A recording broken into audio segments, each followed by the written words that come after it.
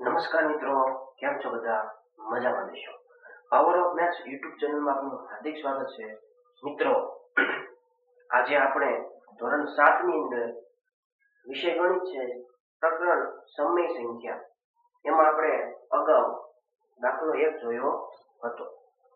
ખાસ સૂચના છે, ઘણા વિદ્યાર્થી મિત્રો ચેનલને લાઈક, શેર અને સબસ્ક્રાઇબ કરતા નથી. તો વિડીયોને અવશ્ય લાઈક, શેર, સબસ્ક્રાઇબ કરવા વિનંતી. આપણે દાખલાની શરૂઆત કરીએ. પેટર્નમાં વધુ 4 સમય સંખ્યા શોધો.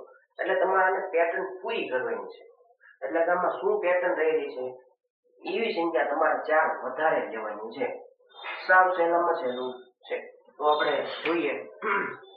પેલા છે ને આપણે માત્ર અંશમાં જોઈએ. અહીંયા માઇનસ, અહીંયા પણ માઇનસ, અહીંયા માઇનસ, અહીંયા માઇનસ, એટલે કે બધી સંખ્યામાં શું આવશે? માઇનસ. એ ખબર પડી ગઈ.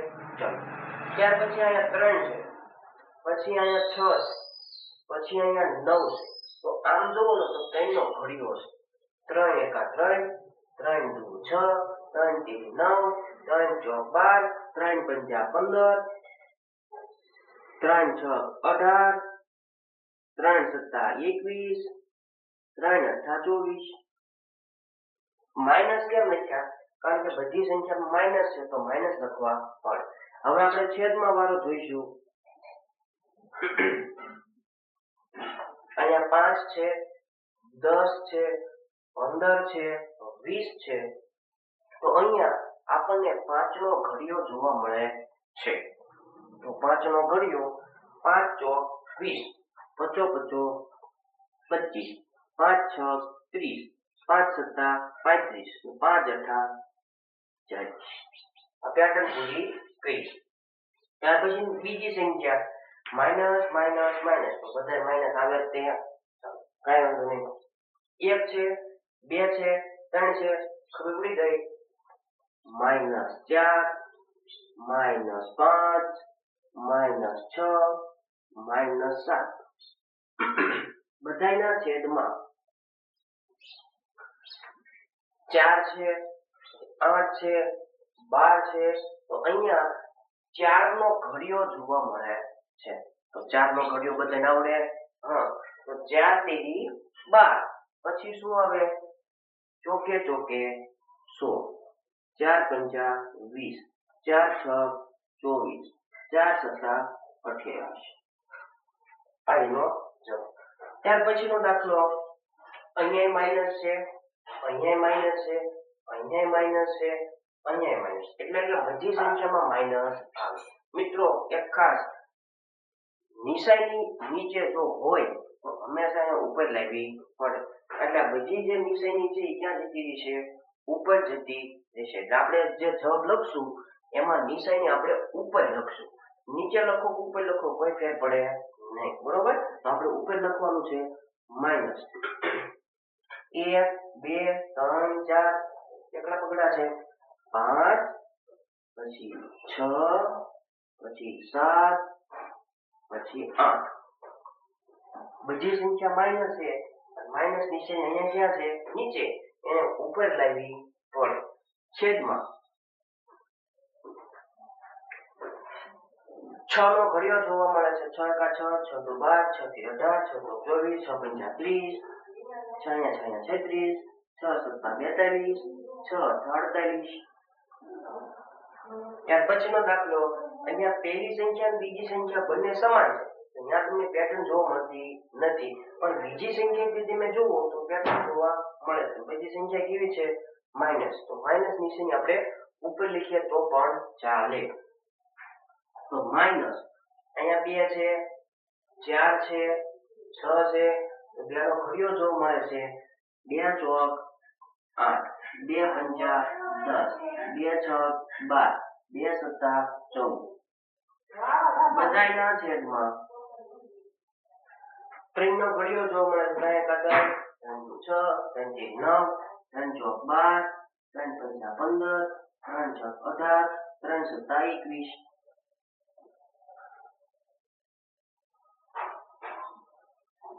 બરોબર?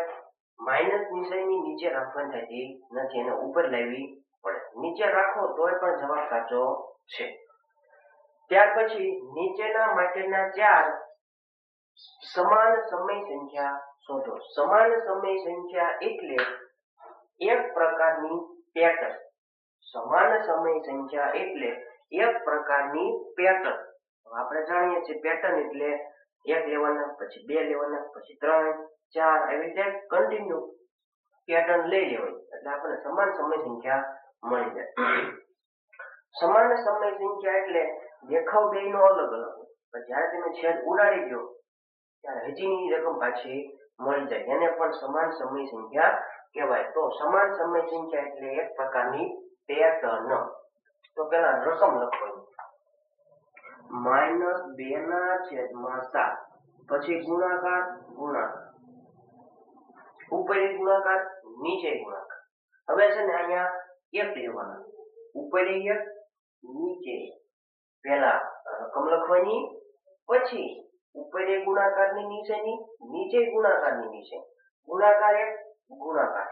હવે ગુણાકાર બી નાખવાનો, માઇનસ પ્લસ માઇનસ, 2 નો એક સાથે ગુણાકાર, 2 એકા 2, એના છેદમાં 7 એકા 7. આ તો ત્રીની જ મળી, કાંઈ વાંધો નહીં, આપણે આગળ જઈશું. ફરીથી રકમ લખવાની -2/7 ગુણાકાર ગુણાકાર. હવે અહીંયા 1 લીધા, હવે લેવાના 2, ઉપર 2 નીચે 2, માઇનસ પ્લસ માઇનસ, 2 દુ 4 છેદમાં 7 દુ 14. આ થઈ ગઈ આપણી સમાન સમય સંખ્યા. હજી આપણે મેળવવાની છે -2/7 ગુણાકાર ગુણાકાર. અહીંયા 2 લીધા હતા, તો હવે આપણે લઈશું 3. એક પ્રકારની પેટર્ન કહેવાય. 1 1 2 2 3 3 4 4, માઇનસ પ્લસ માઇનસ, 2 તેરી 6 છેદમાં 7 તેરી 21. આપણે જાણીએ છીએ અંશનો ગુણાકાર છેદનો ગુણાકાર. પેટર્ન આગળ વધારીએ, -2/7 આ આપણી રકમ, ગુણાકાર ગુણાકાર, 3 3 85. હવે 4 4 4 4, આ માઇનસ છે અને આ પ્લસ છે, માઇનસ પ્લસ માઇનસ, 4 દુને 8, એના છેદમાં 7 ચોક 28. આપણને 4 મેળવવાની કીધી છે તો આપણે 4 મેળવી દીધી. હજુ પેટર્ન આગળ ચાલે, એક વધારે લઈએ, -2/7 ગુણાકાર ગુણાકાર. સમાન સમય સંખ્યા એટલે એક પ્રકારની પેટર્ન. 1 1 2 2 3 3 4 4 5 5 6 6 7 7. જ્યારે પહોંચ્યા છીએ તો અહીંયા આવે 5 5. આ માઇનસ છે અને આ પ્લસ છે, નિશાનીનું સ્વરૂપ આપવું પડે પહેલા, માઇનસ પ્લસ માઇનસ, 5 દુ 10, 10 ના છેદમાં 7 પંચા 35. આ બધી સંખ્યાનો જે દેખાવ છે ને એ અલગ છે, પણ આ બધી સંખ્યાને તમે છેદ ઉડાડી નાખો તો હજીની રકમ આપણને પાછી મળી જાય. આને જ કહેવાય સમાન સમય સંખ્યા.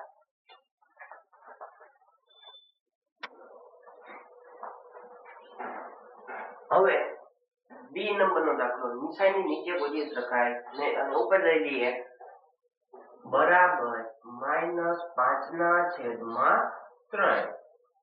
નિશાની ઓટોમેટિક ઉપર આવતી રહે નિયમ પ્રમાણે, પણ ડાયરેક્ટ નહીં. આ પ્લસ છે, આ માઇનસ, પ્લસ માઇનસ માઇનસ એટલે જતી રહી ઉપર. હવે સમાન સમય સંખ્યા એટલે એક પ્રકારની પેટર્ન, એટલે કે રકમ લખવાની, ગુણાકાર 1 ગુણાકાર, ગુણાકાર 2 ગુણાકાર 2.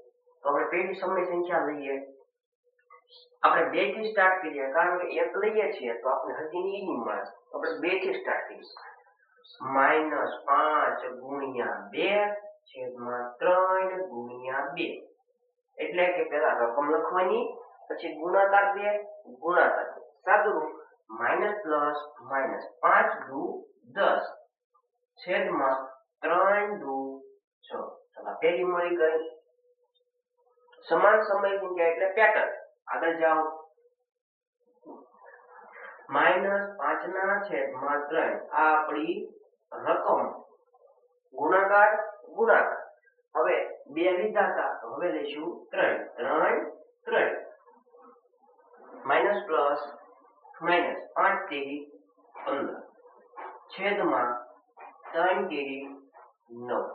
આનો જવાબ પેલા રકમ લખવાની -5/3 ગુણાકાર ગુણાકાર. 3 લીધા, હવે આપણે લઈશું 4 4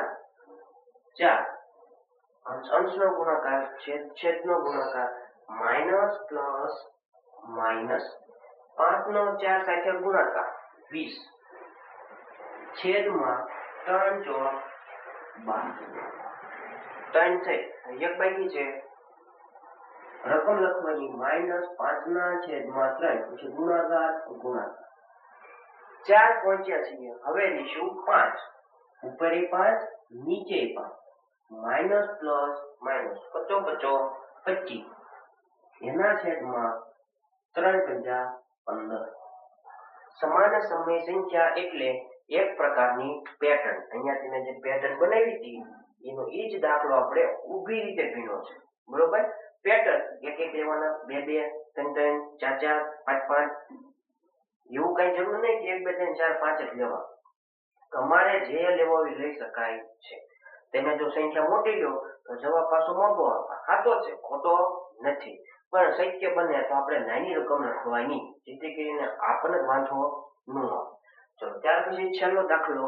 સમાન સમય સંખ્યા મેળવવા માટે પહેલા રકમ લખવાની 4/9 ગુણાકાર ગુણાકાર.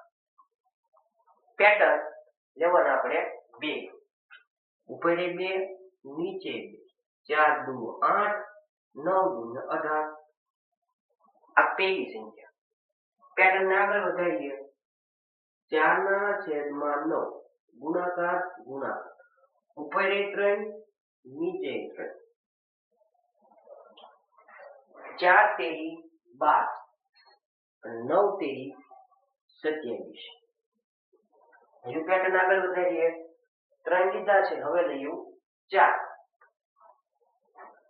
4/9 ગુણ્યા ગુણ્યા 4 4 ઉપર 4 નીચે 4 ચોકે ચોકે 16 9 ચોક 36. છેલ્લો પેટર્ન 4/9 ગુણાકાર ગુણાકાર. છેલ્લા ક્યાં લીધા? 4. હવે લેવાના 5 ઉપર 5 નીચે 5 ગુણાકાર 4 નો 5 થાય 20 9 નો 5 થાય 9 5 45. આને કહેવાય સમાન સમય સંખ્યા. આવી રીતે દાખલા ગણવાના. આવા દાખલા છે પરીક્ષામાં પાછા પૂછાય. તમને એમ લાગતું ફાવશેલા છે એટલે ન પૂછે. ના, એવું ન હોય. પરીક્ષામાં પૂછાય પણ દાખલા છે. એટલે 1-2 વાર વિડીયો જોશો એટલે તમને આવડી જશે.